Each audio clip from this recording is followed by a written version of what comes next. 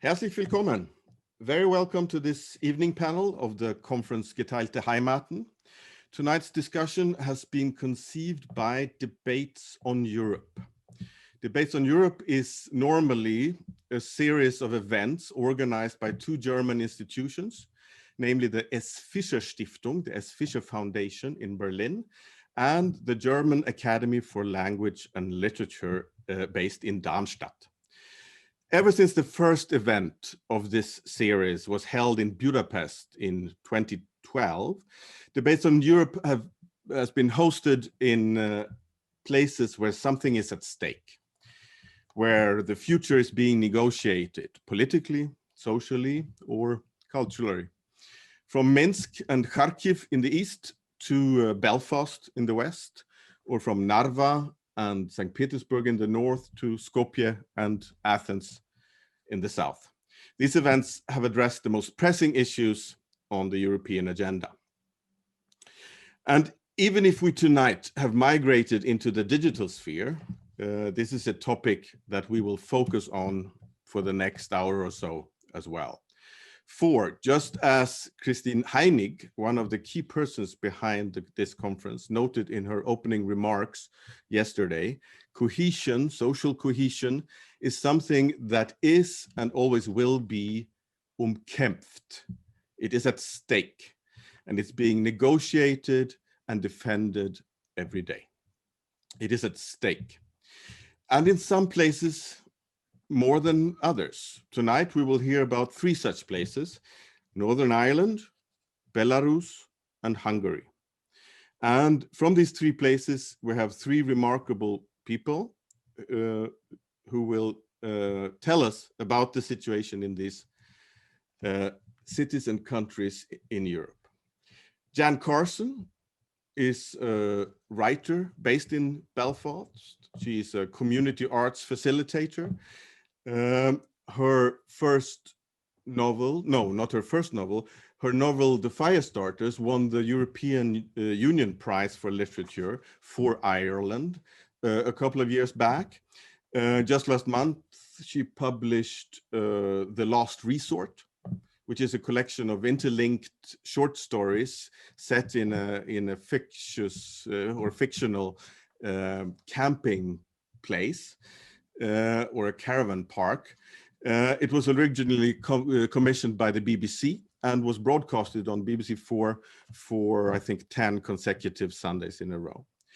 We also have Iryna Vidanava from Belarus, who is the co-founder and CEO of City Dog by, BY, which is a leading independent online media in Belarus.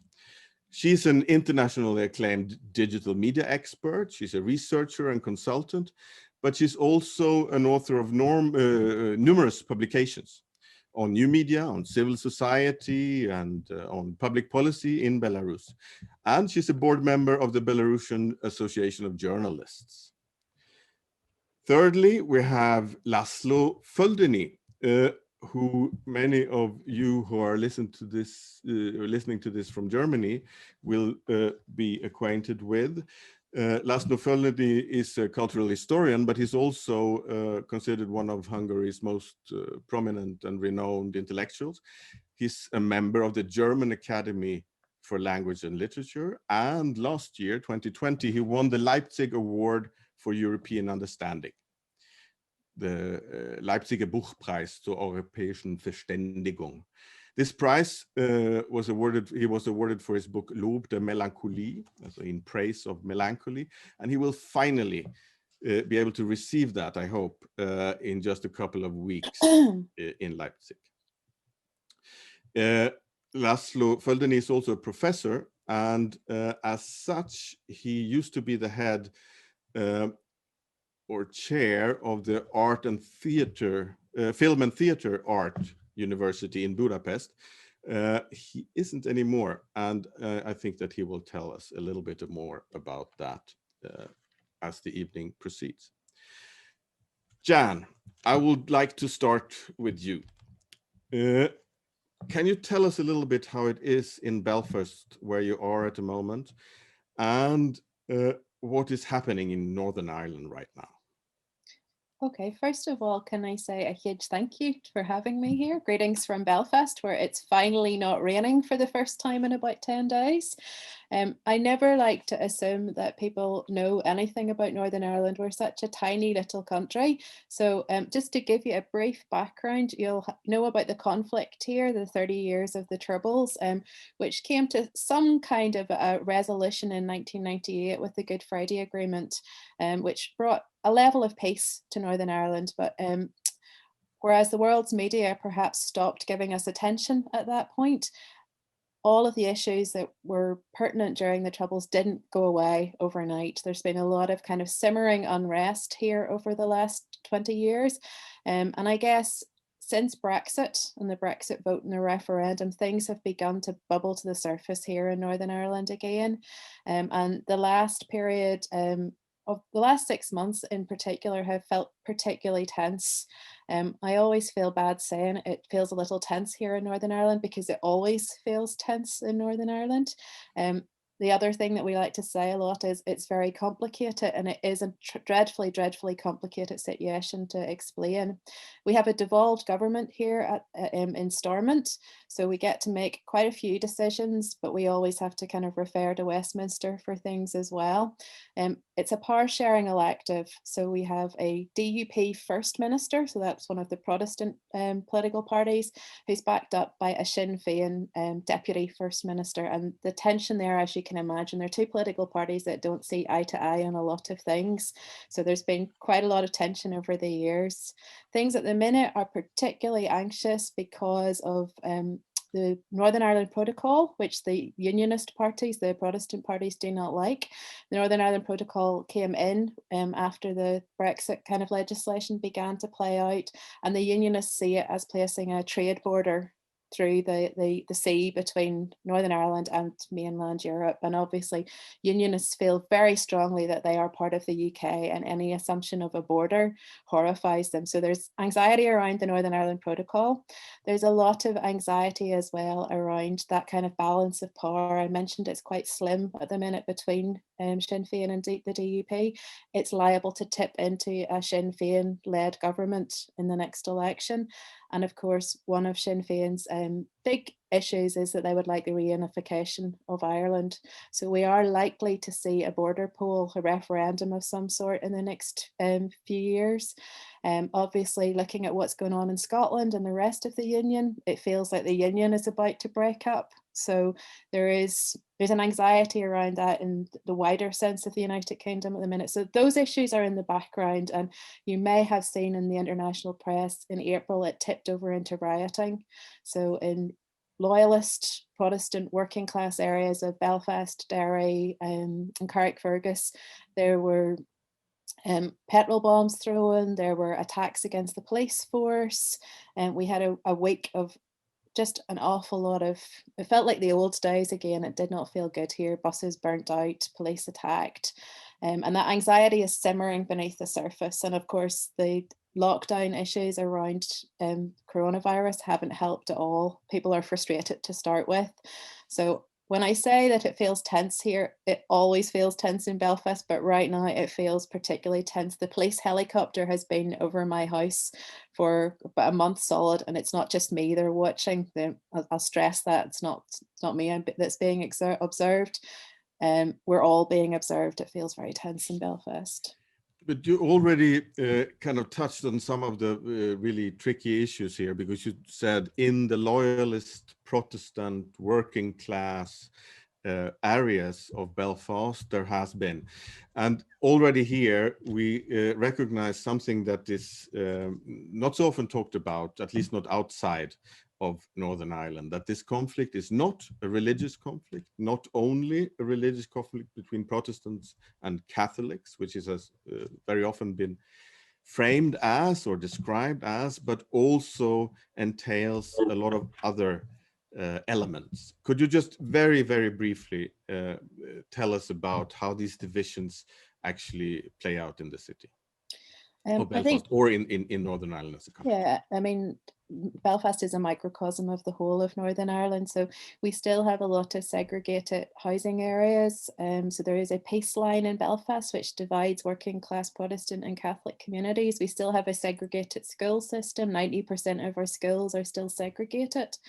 And as you mentioned, Carl Henrik, the issue of class is kind of simmering underneath all of that.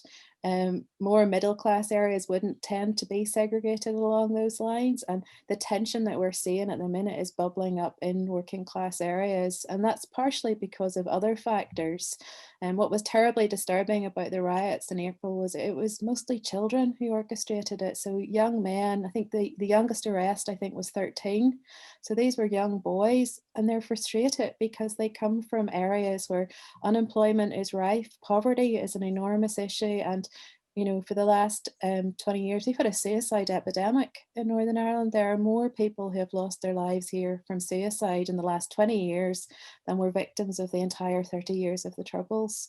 So there's that dynamic under the surface, and those riots were orchestrated by older paramilitary leaders who can see the vulnerability in those young men. And, it's easy when they step up and say, we'll give you a sense of identity, we'll give you somewhere to vent your frustration. Do what we tell you. They weren't the ones throwing the petrol bombs. They're not the ones getting the criminal records. And I find that terribly, terribly troubling. And it makes me want to ask that those who are in power to think about the bigger picture. You can address the surface level of paramilitary violence. There are bigger societal issues under the surface. Yeah, and this, I think, is a lesson that can be learned in Northern Ireland, but also it's saying something of this that is actually generally valid for many of these conflicts, that they are not one issue conflicts, but that there are a lot of different dimensions to it. I took now the opportunity to ask you to add to your description. This is, of course, not only a privilege of me, but also to everyone in this Zoom room out there that is listening to this. Please use the Q&A function in Zoom to ask questions, and I will try to channel them into the discussion as we go along. Now, Iryna, I would like to come to you. Jan just described Northern Ireland as in a constant volatile phase that has been going on for years and decades. Somehow one could describe also Belarus as a kind of an ongoing problematic place, but where things really escalated last year. Could you tell us about what the situation, what led to this escalation, and what the situation is right now? Hello, and thank you for having me here. As we know, the attention span is very high in these days of technology and internet, and Belarus was all over the media and Western media, including in August and September, a little bit of October, and now it seems like it was replaced by some other places which are in trouble. So it seems like maybe nothing is happening. Actually, a lot of things are still happening. So we had the presidential elections on August 9th. Like all the previous elections, those were stolen as well. Unlike the previous elections, this time the society decided that it was enough. The technology really helped to spread the word about the violations and falsifications. And over the night, everybody knew that the elections were completely fraud, which brought thousands of people on the streets. And then every day, every single day since August 9th, there were thousands of people on the streets. And every Sunday for several months, we had huge demonstrations, which Minsk hasn't seen ever in this post-Soviet era. Over 100,000 people were taking the streets. Unlike Belfast, it was extremely peaceful. There was no violence. There was those photos coming out from Belarus with people removing their shoes to stand on the bench to see what's going on ahead so that they don't damage the property. The Belarusians are like that. So throughout all these months, the violence came only and solely from the state. and the violence of also unprecedented level. Even though we had political prisoners before, there were people who disappeared, politicians and journalists. We believe they were murdered in the 90s, late 90s, beginning 2000s. But the level to which the violence took this time was completely unexpected and unprecedented. More than 35,000 people were detained or served administrative arrests in unhuman conditions since August. 35,000 people in a country of less than 10 million inhabitants. We have, as of today, 370 political prisoners. Some of them have been in prison since June, even before the elections. Those were the candidates, alternative candidates, eliminated by the government, or it thought so. Some people were arrested just a few days ago. The charges are completely absurd. These are people of all walks of life. One of the most prominent political prisoner who is, she's still in prison, and she is a female flute player. So she's an artistic person. She didn't think of becoming a politician or joining the politics until this summer. She became the symbol of freedom and of will for changes. So she's in prison for several months among those 370 people. And my background is also symbolic. I thought of it because that's exactly what hundreds of people see month after month, day after day, just gray cells of prison. They're not being taken outdoors for real walks. We keep hearing reports that the letters are not being delivered to them. Many of them are denied their right to meet with their family members. And I'm now talking about people who I know personally as well as I don't know personally, but that's just really very, very grim picture. Among those 370 people, we also have 11 journalists and media workers, and also personal friends. So it really comes very close to home when I talk about it. But also from the outside, it looks like, well, you know, demonstrations are over. Lukashenko won again. The regime is consolidating. It's all true. But what is not seen from outside is that the country is on fire. It's underground resistance which continues. The art and culture play a tremendous role. We will probably talk about it a bit later, but it's you know, for years, independent culture, modern culture and art were somewhat in its own bubble, just dreaming of connecting with the society. And then suddenly now we see how it breached and how it actually became the voice and eyes and expression of emotions and even psychotherapy in some way for the society. The independent media played extremely important role as well. They were marginalized in the mid-90s, and because of internet and because of creativity and because of resilience, we were able to really gain momentum and deliver independent information. And I've been doing it for 20 years now. And it's the first time probably when I could feel and see that every word we write matters, that there is this tremendous demand for independent, objective information. When we mattered, and the appreciation of this probably compensated for all the troubles and all the repressions, because basically every day our magazine, as other remaining independent media, is expecting to be blocked. The website can be blocked anytime. We can be arrested anytime. So it's really a lot of pressure. But nevertheless, people do not give up. And I'm talking also about ordinary citizens who started self-organizing during the pandemic when it started. And then it actually helped to self-organize at the level of districts, neighborhoods, and even yards to start doing something for your community, and it continues as well. Mm-hmm. So I would say, just to sum up, that of course many people were forced to flee the country. We have big immigration centers very active now in Vilnius and Warsaw and other countries. Belarusians who live abroad are also extremely active, and it's tremendous support for those of us who are in the country.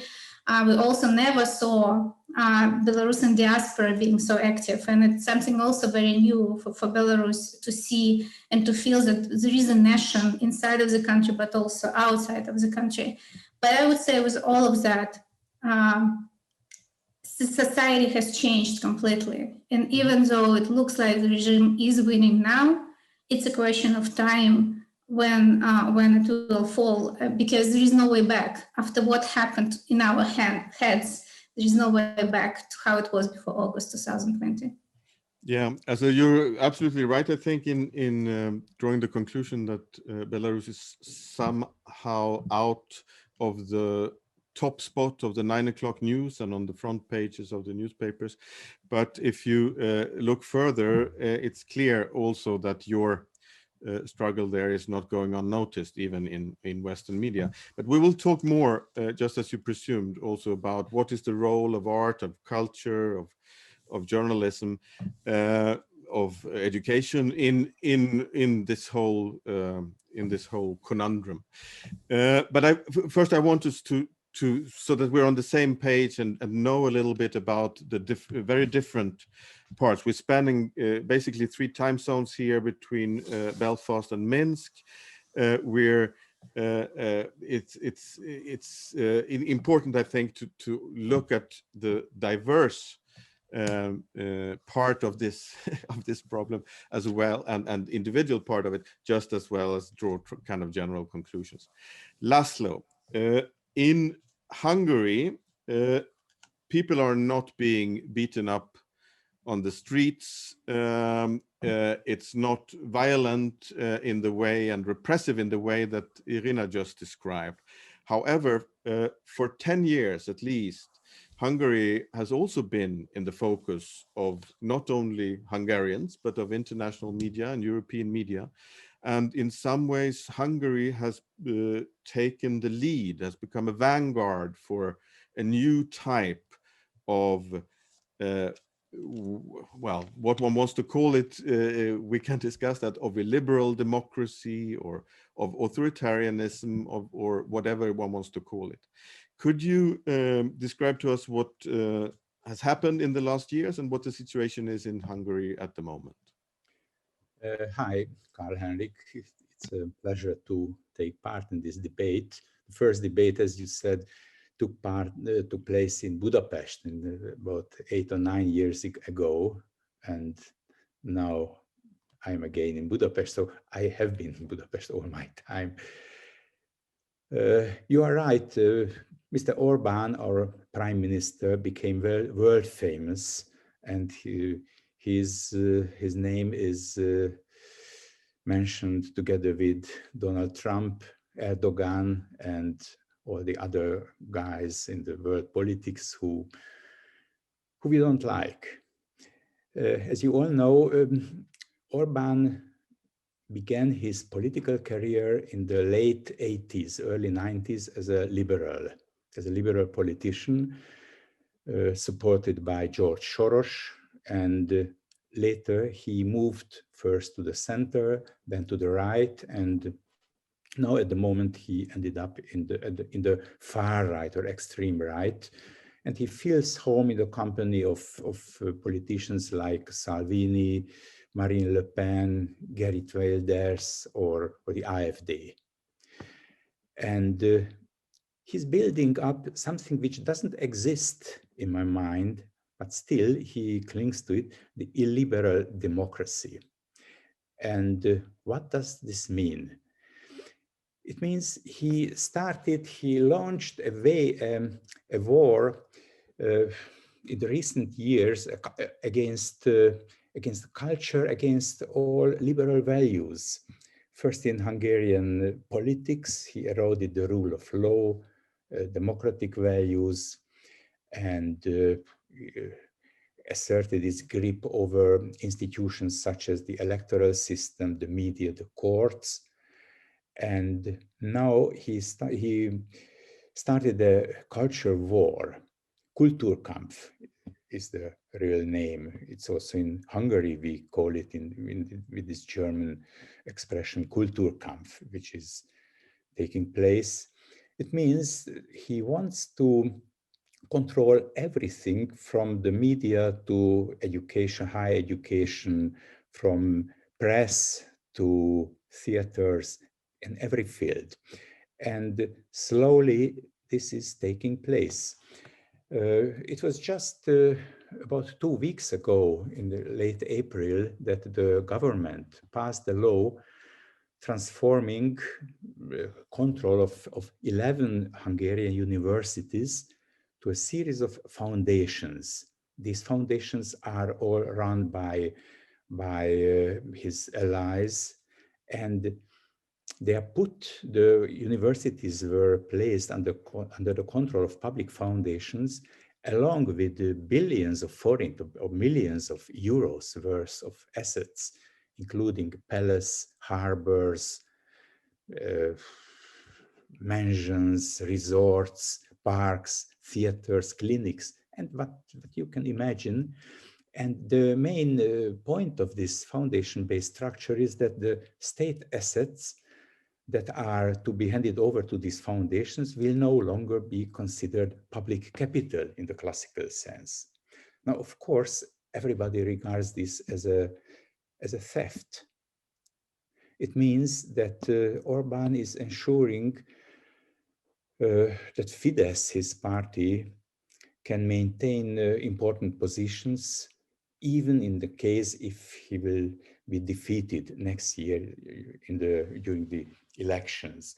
And this, at the moment, we are all suffering under this pandemic, but people actually don't listen to what's happening in the politics.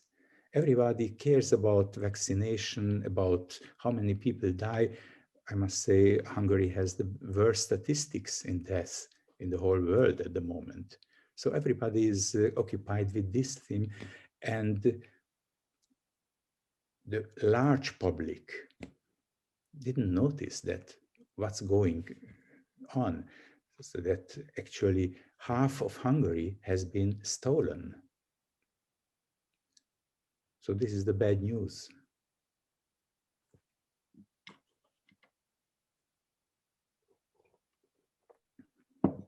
Carl Henrik, you're on mute, I think. Oh, sorry. I have two mute buttons, and thank you, Jan. That's the problem of being too disciplined. What I wanted to say was that it's not only so that half of Hungary has been stolen, it's also so that Hungary is kind of divided into two halves. And you spoke about the upcoming elections, as next year will be parliamentary elections, and this will be the third, I think, in a row where this majority of Orbán's is at stake. Yes. Yes. So the question is that for the first time, I think that there's now some kind of idea, at least, of that this election might not go as the previous two. But I would like to come very shortly to this division. Is it really so that Hungary is a divided society? Is it divided on a political level, on a social level? Can you see that? Is it divided between countryside and urban cities? What is this division that one can somehow clearly see? This division has a long historical tradition.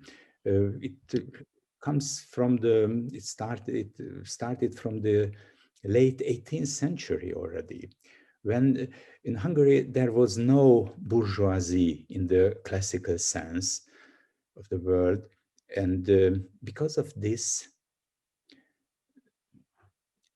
the countryside was always very important.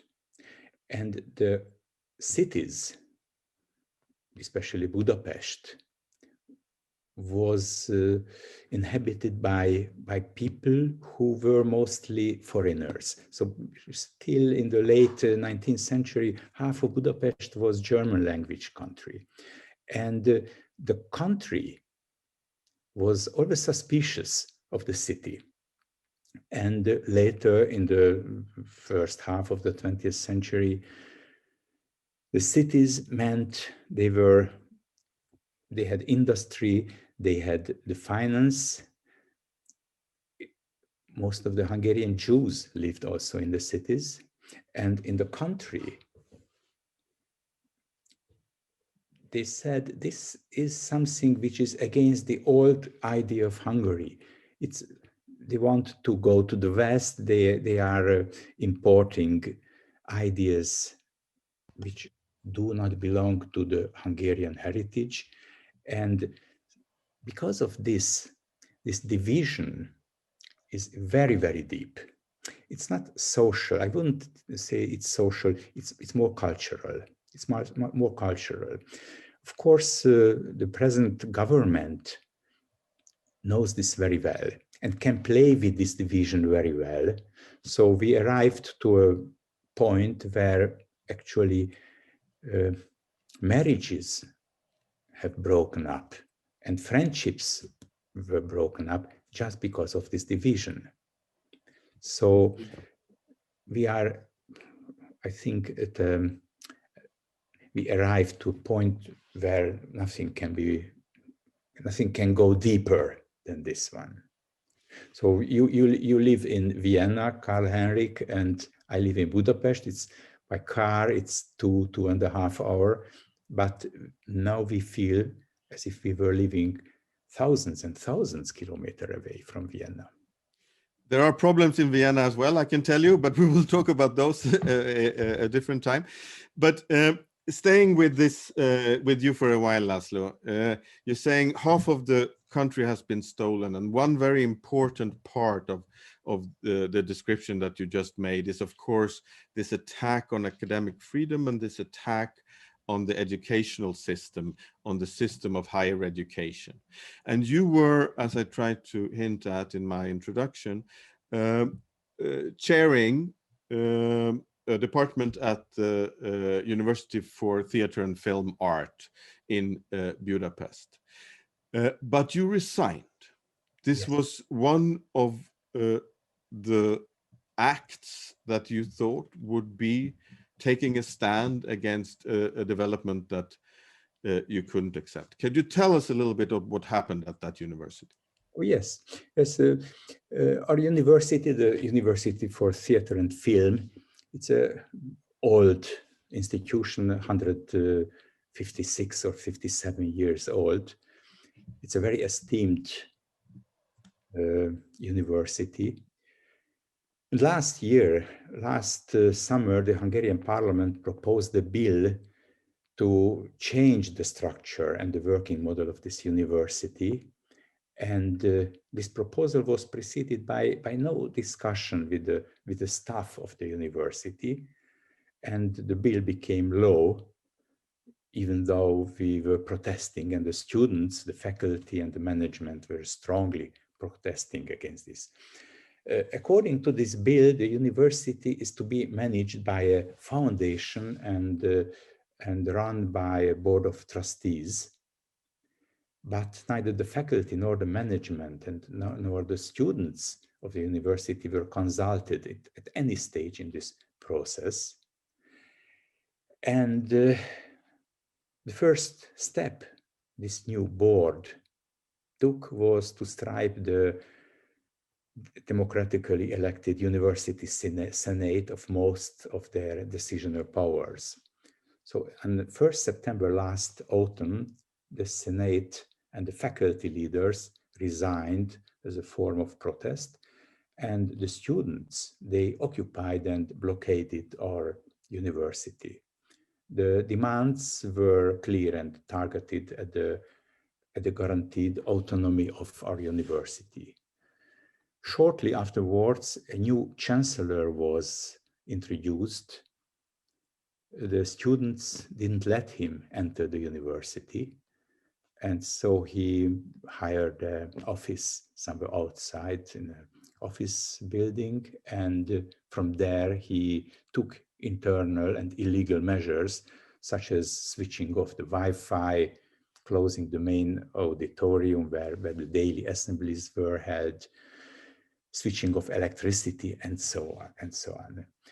And on 1st of October, all the professors of the university began a general strike. The strike meant that we were teaching the students, but we didn't take any salaries. And the blockade meant that no one could enter the university, only the professors, the staff, the management, and the students, no one else. And this lasted 70 days long, with a huge solidarity of whole Budapest, and I can say of the whole Hungary. Before we come to what the result of that very, very concrete activism, occupying a space and so on, as you say, for 70 days, I think that you have some pictures that you want to show. Oh, yes, yes. I think this would be a good moment to do that, and then we could come to the what the result of this protest actually. Okay, I share. How do I share the? You share, but the green button in the middle. Oh, yeah. Yes. So now you can see. Yes, everything is visible. Okay, so here is the main entrance of the university in September or October.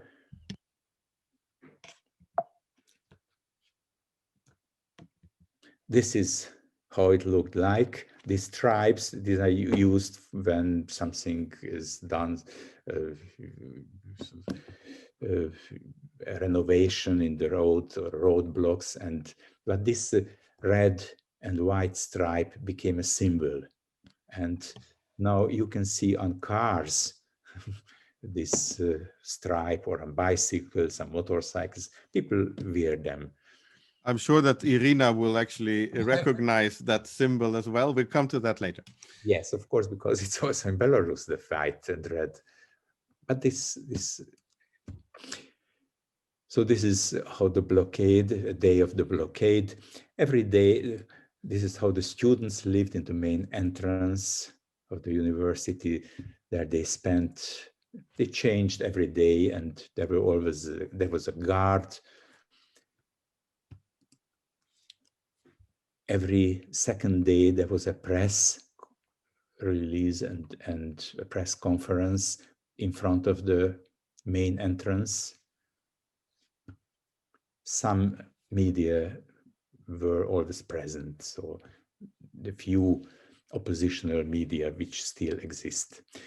In September, the students organized a so-called human chain. It meant a chain from the university to the parliament. About 15,000 people, you see, from all generations took part in this chain. Our demands were handed over from man to man, from the university to the parliament. Here is this chain. It was a fantastic afternoon, a nice Sunday afternoon, about 15,000 people. And here it was handed over to some representatives, of course, without any result. This is the parliament building that we see there in the background. This is the Hungarian Parliament building. The greatest one, I think, in whole Europe. And this is the chancellor when he wanted to enter the university and the students didn't let him in. And then on the 23rd October, the day of the Hungarian Revolution of 1956, the students organized a huge demonstration. About 30,000 people took part in it, with torches, concerts, and this is in the evening. So it was a fantastic. It's clear then from looking at this, you also, when you speak about it, one can hear that you are moved. I would suggest that you click the green button again so that... Yes, that's good. It's clear that even when you speak about it, it's moved, and it creates a kind of solidarity within this group, and it's also a kind of social cohesion here that is happening. But the question is a provocative one. The university is meanwhile not occupied, question mark. the university is now in the hands of the chancellor that we saw that couldn't enter it before. So what has it achieved? What has this protest achieved?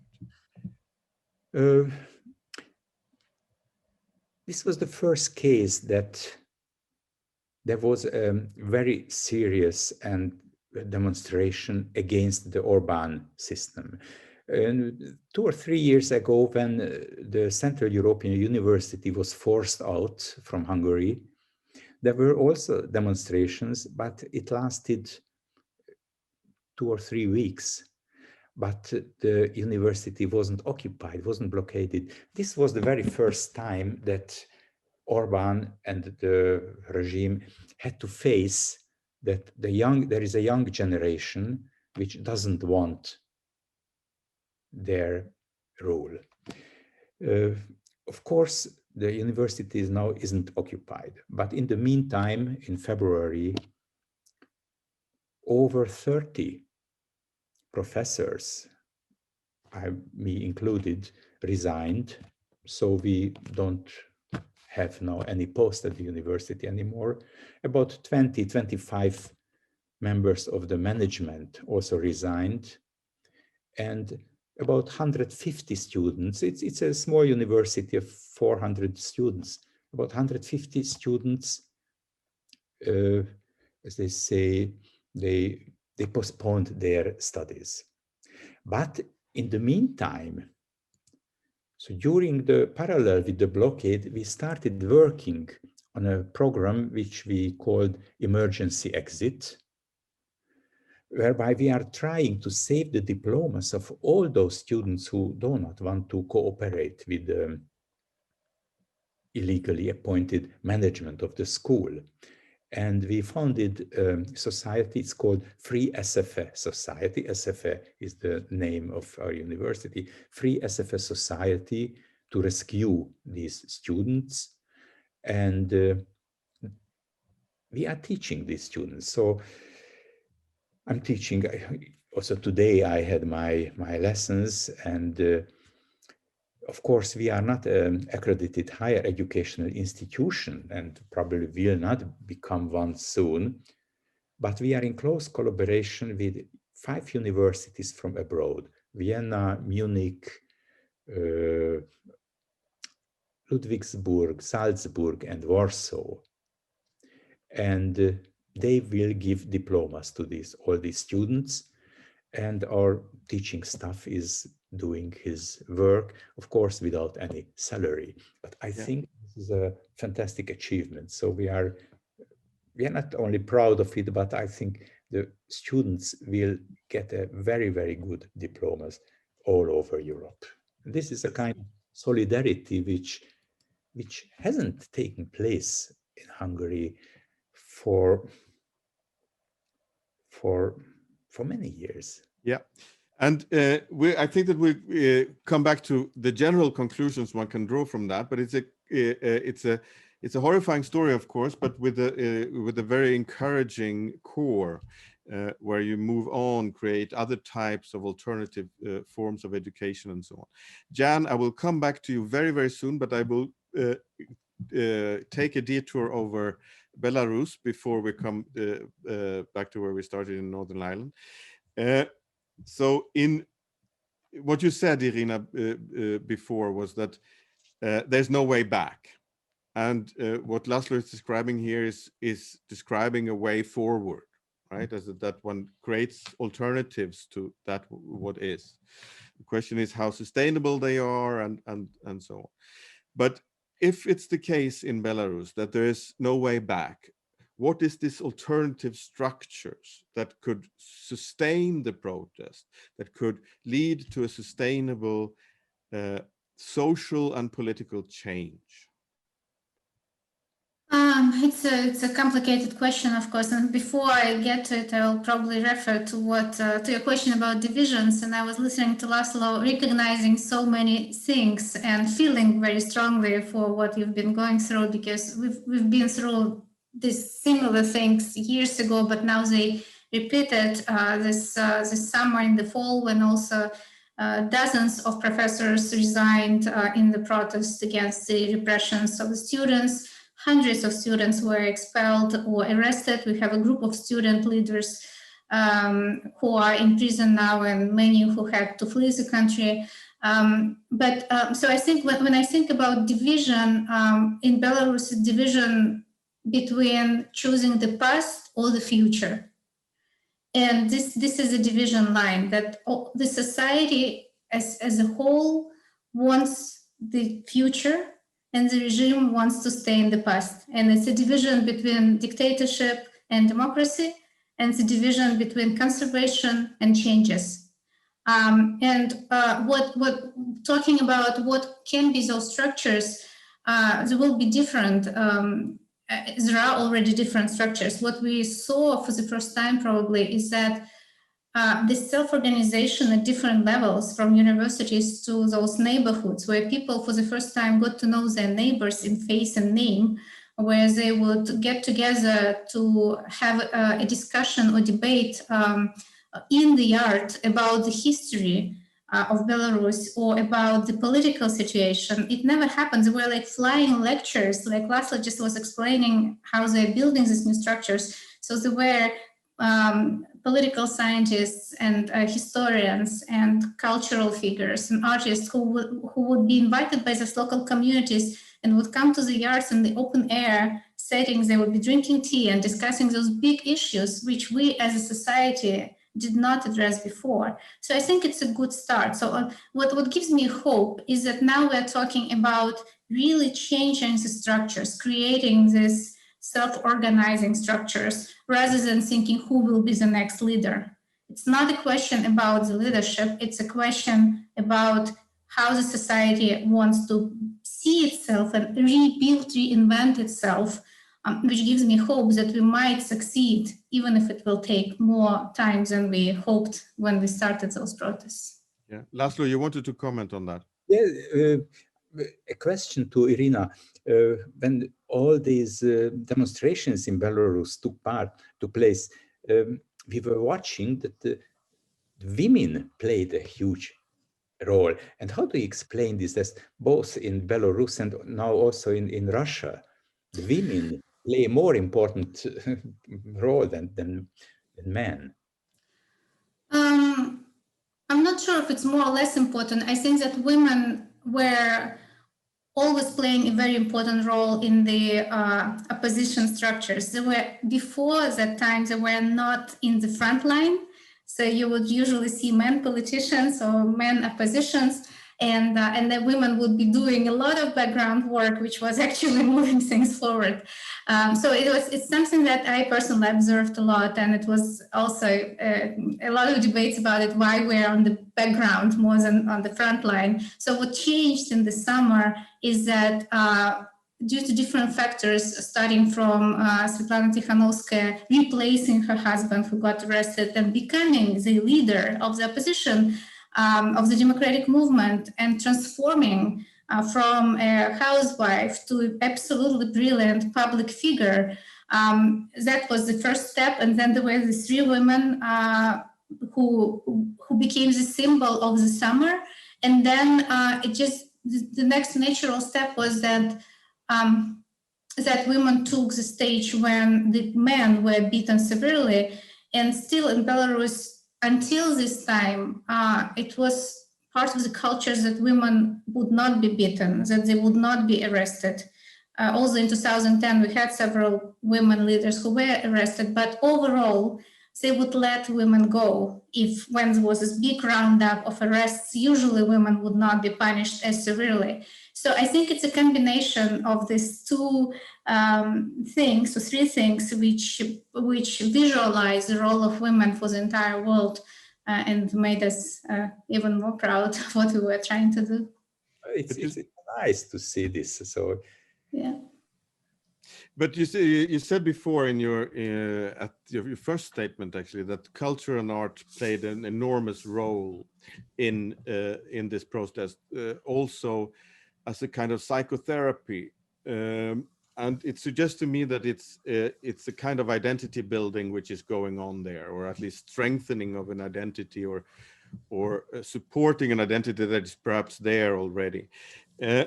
Because at the same time, the culture and art has been very active in so to say, tearing down existing structures, as not for cohesion at all, but for undermining the ruling system. What would you say is the important role here of culture? Is it both, or is it is one, so to say, the key part of what culture and art and perhaps also critical journalism can do? Yeah, no, I think that the most important thing that happened, that it suddenly is this independent art just suddenly became popular art, that it left the art galleries and like intellectual spaces which were built over the last couple of decades, and it came to the streets. It went to prisons, because now we have several artists arrested and they are doing art in prison and sending it in letters, and then it's being published by social media and independent media. So there is also a new wave of reflection, a very quick reflection in the form of arts, including sarcastic songs, and it reminds me like medieval culture of jesting, or when you are making fun of something which you don't like. And it's not this high culture you would think, but that's a very important role which it's playing now, that the street art, the poster art, but also the high art. I think that the next step will be when we will be analyzing and reflecting even deeper. This will be different forms of art that will play a more important role. For now, it is popular art of all kind of forms, and it's really tremendous. But another role which we are also discussing a lot is that Belarusians we're not used to express our emotions, and the society has been going through a tremendous trauma since August. We are living through this trauma, and we don't know how to express those emotions, and the art actually helps to do it. So that's when I said that this psychotherapy, that's the role. That's when the artists who have this very special souls and who react very strongly to what's going on, who help other Belarusians to express this individual trauma and emotions and society. So I think that's something that we will also be reflecting on a lot. And yes, as I mentioned, of course, the media played an extremely important role, because now there's like one strong image which will be flying around in a matter of seconds all over the internet and messengers. So you can't hold it, you can't hide it anymore. And I think that this connecting role of art is also extremely important right now. Jan, when Iryna talks about Belarus and talks about trauma, talks about art as a possible way to handle that trauma, about when László talks about suddenly neighbors talk to each other and get together, I have the feeling that they're talking about Belfast, they're talking about Northern Ireland. Are they? Yeah, I guess I have been a community arts facilitator in Northern Ireland for, I guess, 21 years now. And a lot of that work has been cross-community work. So bringing people from the Protestant community into the Catholic community, or vice versa, and learning a little bit about each other's stories and creating something together. And there's a very base level there of just allowing people to sometimes encounter someone from the other side for the very first time, and art creates a space to do that. It's a third space that's not necessarily going to talk about those big divisive issues straight away. It's going to give people a chance to get to know each other on that human level that Iryna's talking about, with neighbors in their gardens and things. So I think that art here does that. The other thing that I think it does, as Iryna has touched upon as well, it gives us an outlet to process trauma. And a lot of people have seen some desperately difficult things in Northern Ireland, and we must be secret Belarusians, because we're not good with our emotions either in Belfast, sometimes, particularly our men. And so these art projects that I'm involved in, they give people an outlet to find their voice, to vocalize, to express, to paint or sing or dance what they've been through. And could you just describe what such an encounter is? What do you do? Just very briefly. For me as a writer, mostly what I work on is cross-community writing projects. So it might be around something like the theme of identity, where I've just finished a project where a group of older ladies from the Falls and the Shankill met together weekly to share stories around their culture. So, you know, what does a funeral look like in your community? What does it look like in our community? Can we find points of connection rather than points of division? And that sounds very simple, but writing about that, inevitably people go, do you know what? We're actually more alike than we are different. And I guess that is the biggest difference in Northern Ireland. I hear from László and Iryna talking about their situations. Yes, we also have a state government that we're extremely frustrated with, but on a base level, we also have kind of very binary divisions within culture itself. So we don't have that groundswell of people on the same side trying to topple or change the big structures at the top. And I think this is the final thing that I think art does is probably the most important. It creates a space between those two binary divisions. It allows people to learn how to think objectively. Like, we were all educated in school systems that only taught us one side of history or one side of politics. And art encourages empathy, it encourages nuance, it encourages people to think objectively and challenge those presumptions. And to me, when I think about Northern Ireland moving forward, we need people who can think critically, who can say, I was brought up in this community, but there are some things about it I don't really agree with. And there are some things in this community that I think are wonderful. And can we forge a middle ground before we even start to think about the corruption and the problems in our governmental structure? So I guess I find this conversation quite saddening and quite difficult, because I feel like we in Northern Ireland are probably years behind where you guys are with these ground level swells of people who can point at something and go, that's wrong, and we want to come together to change it. We're still working on, can we come together to start with? Does that make sense? It makes sense, but when I was in Northern Ireland a couple of times recently, I think I can feel a kind of a change also. You pointed to the fact that there are young people that are at the center of these riots, throwing their Molotov cocktails into running buses and whatever, but being somehow, at least one could think that, being played a little bit from behind by paramilitaries and so on. But if you look at young people in general, or at least the young people that I met, there's another forward-looking air around them somehow, as that they are determined not to get stuck in those old traumas or in those old conflicts, but actually, and not also not leaving Northern Ireland to go somewhere else, but to build something there, a perfectly normal life, as Romanians would have said 30 years ago or so.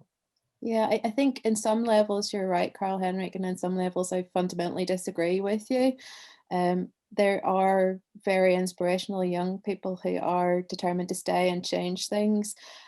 They tend to be from middle class backgrounds. They tend to be from places where they're not worrying about where they're going to find a job or the state of their housing or whether they're going to be, you know, attacked when they leave their homes.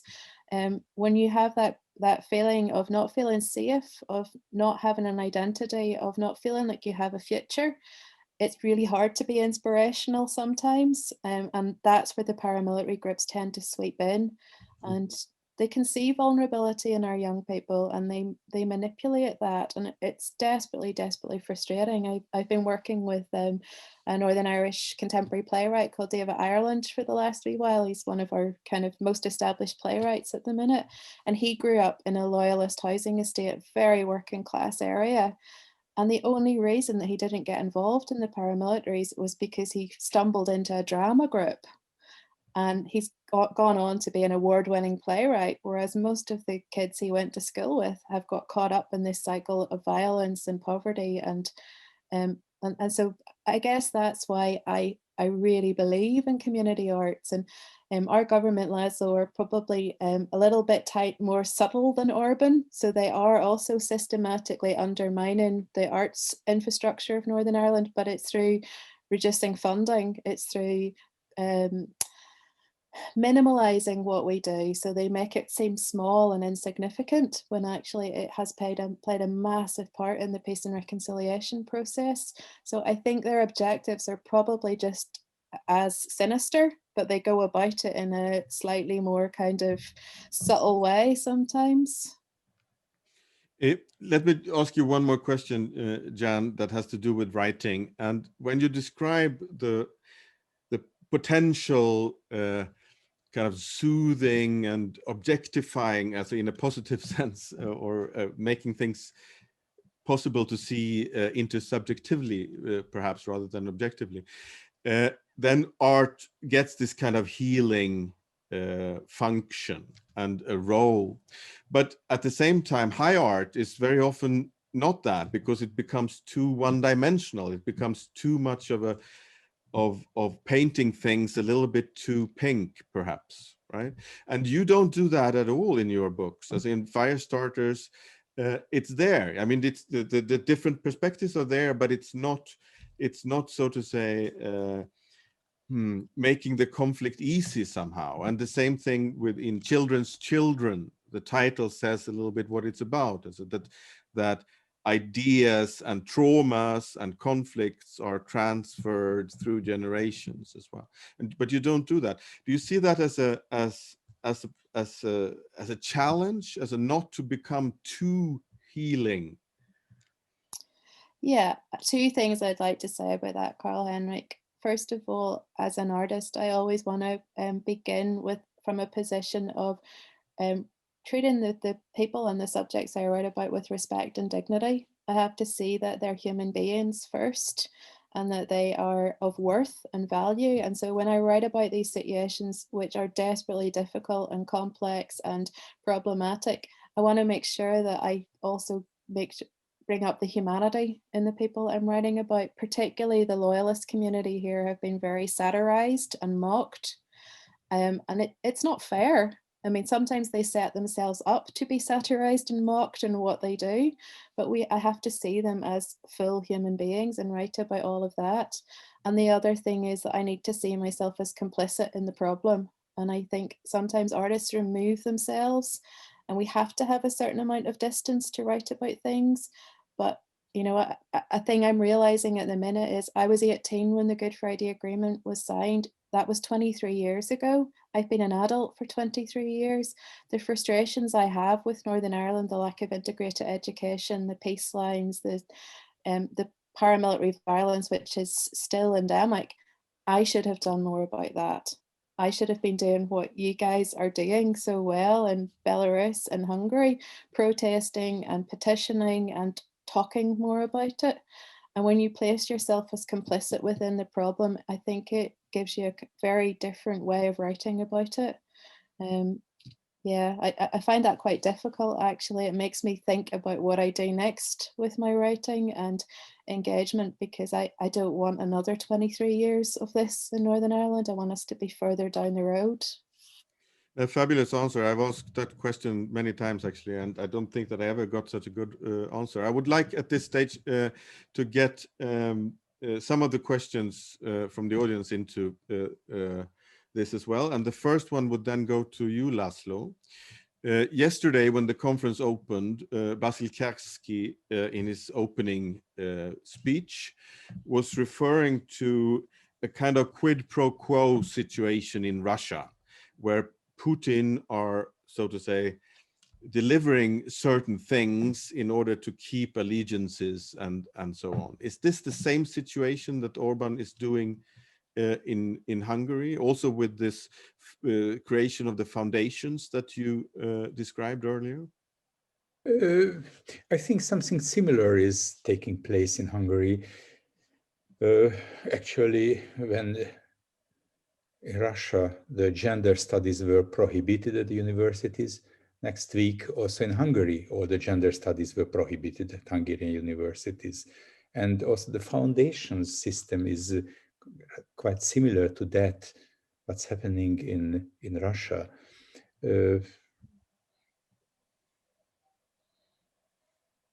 Yeah, I think yes.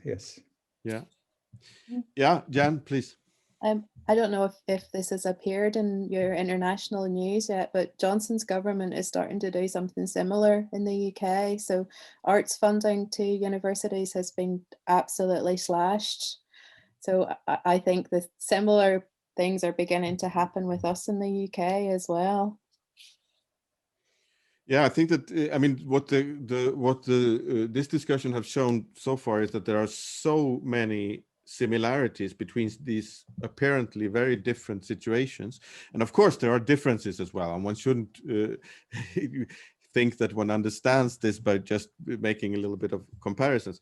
But another question coming from the audience would be, and I would pose, this is for all of you, but I would pose that to you, Iryna. When it comes to this kind of cultural solidarity that you described somehow, and that also that László described before, you described that those in national terms, that Belarusians are so to say gathering on streets and backyards and in neighborhoods and so on, and László described the same.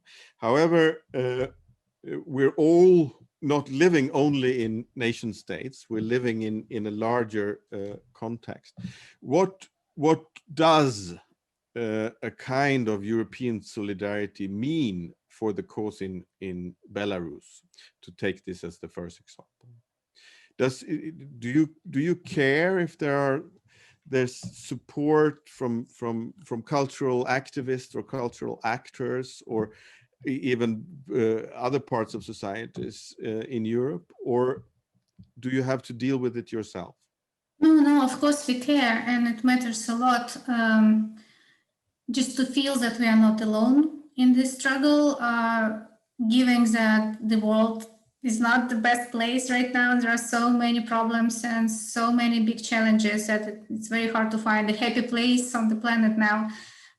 So it's extremely important, especially for those who are in prison or who suffered the violence, that their victim, their sacrifice actually was not for nothing, because we haven't yet achieved the political change. So we are still on the way, and we don't know how long this way will be and how many other sacrifices we will have to have. So therefore, it's very important that there is a feeling of solidarity, that especially at the cultural level, there is not so much that politicians can do. I mean, I think there is also understanding that it's our fight. We have to fight it and win it.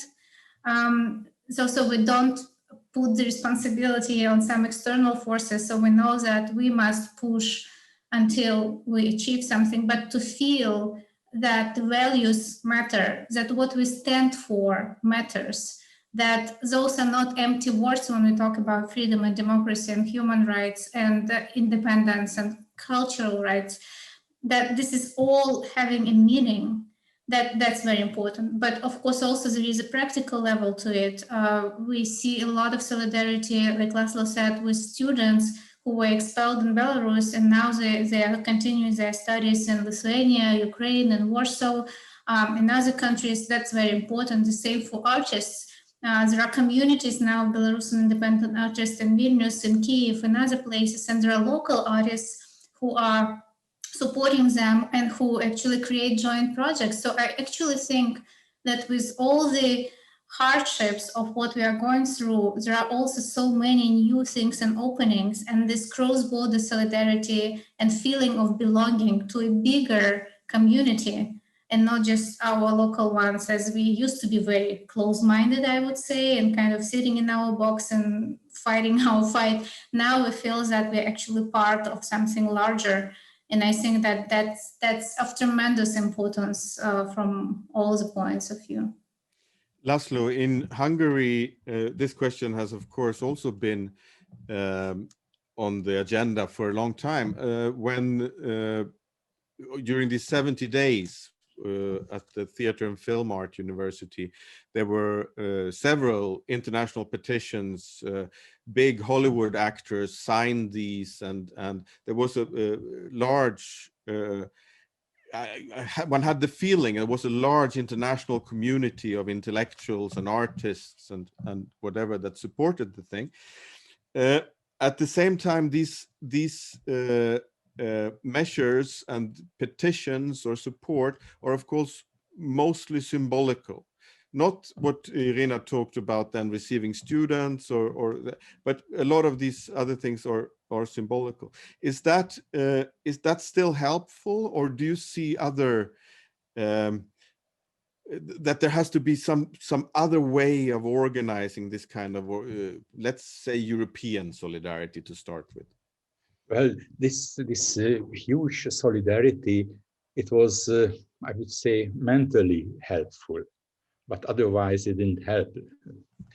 And if I look back on the closure of the Central European University, this was the first university closure since the Second World War in Europe. And the European Union tried to take measures against it and didn't succeed, though we are a member of the European Union. And on the other hand, we could build this kind of free SFM movement with the help of foreign universities because we are in the European Union. That's a great possibility for us. But on the other hand, you all know what's going on in Brussels. Orban cannot be stopped. So whatever he wants, he does it. And there is one thing I will never forgive him in my life, that he destroyed the future of a whole young generation. And thousands and 10,000 and about 500,000 young Hungarians left Hungary, which is a disaster. It's a tragedy. It's a national tragedy in my eyes. And so I don't have any illusions, I must say. This is, of course, the other side of what Iryna described earlier with cross-border support, for example, with students going to many Belarusians are meanwhile in Poland, for example. Poland is very often regarded as a country that don't take any strangers or foreigners, but there are a lot of Ukrainians, there are a lot of Belarusians in Poland right now. And the problem is, of course, that when this also attracts the most gifted, the most talented, the most creative, it contributes to the brain drain, which is already a problem in this. So I don't think that anyone has illusions here, to be honest. Hungarians are famous for their not only melancholy, but also for their pessimism. However, for a while, it seemed that some kind of European embeddedness worked in Northern Ireland, didn't it, Jan? That the whole foundation for the Good Friday or Belfast Agreement was the fact that you could be both British and Irish because you were European. I think that you yourself have double passports, for example, which is one result of that, at least in many cases, it's a result of that. And now exactly this breakout of this European context creates the new problems. Do you see it in that way as well? Yeah, I've actually been thinking about this a lot recently. I don't know, folks here might not know, I'm a magical realist. I write within the magical realism tradition, and I've been thinking about Northern Ireland quite a lot recently as a magical realist concept. To be honest, the Good Friday Agreement is the ultimate suspension of disbelief. You know, you have basically a square peg and a round hole, and we all, for the last 23 years, have pretended that you can stick the two things together. That, you know, there can be half the population wanting this and half the population wanting this, completely different thing, and we can muddle along for 23 years gloriously. And in a way that involves a little bit of fantastical thinking, and it involves all of those very European concepts of being able to have a multiplicity of identities, being able to have a fusion of different cultures coming through and celebrate it and championed. And I personally, possibly because I'm a magical realist, love that and could do with lots more of it. I think it would be wonderful to live in a magical realist state. But what Brexit has done is say, end of the fantasy, guys, pick a side. What side are you on? Are you a square peg or a round hole? Are you, do you feel Irish or do you feel British? And that it feels like the end of the dream in a way. And I don't really know where we go from here. I mean, the only thing that I can think about is an enormous amount of investment in what we've been talking about tonight, reteaching people how to think. How do you imagine? How do you be able to believe in impossible concepts? Because we are, as a small place, an impossible concept. We will not be able to exist as Northern Ireland by itself. We're just too tiny. And both, if the border poll is imminent, if we go with a United Ireland, half the people here will be really angry. If we, keep in the UK, half the people are going to be really angry. We need something fantastical. You can quote me on that. I don't think I'm going to run for government on a policy of fantasy, but that's really what we need in Northern Ireland. I will do that immediately, Jan, and I will throw this quote at Iryna. Don't you need something fantastical as well? I think we've done something fantastical this year, something that we dreamed of, imagined, but we could not have it. And we are living this dream. So I think that suddenly we stopped being so practical, and there was this question about like this kind of social contract with Putin and Orban doing this. Lukashenko tried to do it and was quite successful for a long time. But now it's not about this anymore. It's about the dream. It's about the country we imagine existing. And it was like, we were puzzled because this white, red, white flag was a symbol of the democratic opposition, but was completely marginalized. And most of the people until August didn't really have any sentiment to it. And then overnight, suddenly, everyone has a flag in his or her hands. And we were joking that probably in the attics, we all had the flag. So it's really like a dream coming true. So it's a question whether we will be able to live this fantasy and make it into reality.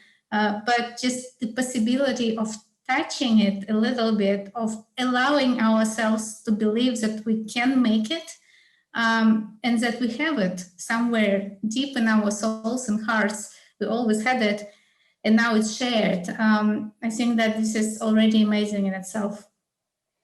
László, let's leave the realm of magic realism and fantasy for a while, or to end with, and go for pure realism in Hungary. What are your predictions for the elections next year? Is there a real chance for change? Well, as for dreams, we are living here in a bad dream, and we hope we will wake up next May when the elections will take part. And I think there is now a real chance of voting out this government. And of course, the present government will do everything to make